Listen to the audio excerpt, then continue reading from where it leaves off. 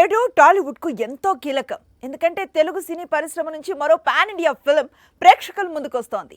పూర్తిగా young team ఈసారి pan India బరిలోకి దిగుతోంది. హీరో కెరీర్ లో హైయెస్ట్ బడ్జెట్, డైరెక్టర్ కెరీర్ లో హైయెస్ట్ బడ్జెట్. మూవీ ఇంప్రెస్ చేస్తే మాత్రం యంగ్ టీమ్ కి టాలీవుడ్ కు ఫుల్ బూస్ట్. నాగ చైతన్య, సాయి పల్లవి ఒక సూపర్ హిట్ జోడీ. గతంలో లవ్ స్టోరీ చేసి ఇంప్రెస్ చేశారు.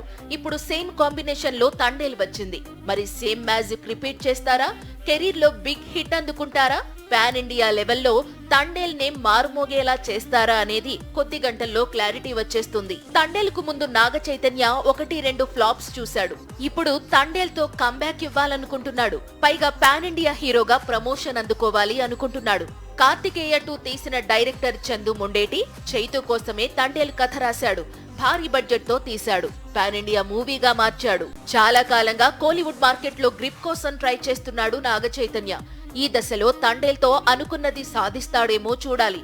ఎందుకంటే సాయి పల్లవికి కోలీవుడ్ లో చాలా క్రేజ్ ఉంది. రీసెంట్ గా అమరంతో భారీ బ్లాక్ బస్టర్ ఖాతాలో వేసుకుంది. ఇదే స్పీడ్ లో తండేల్ కూడా కనెక్ట్ అయితే మాత్రం నాగ చైతన్య మూవీకి అక్కడ కాసుల పండగ ఖాయమైనట్టే.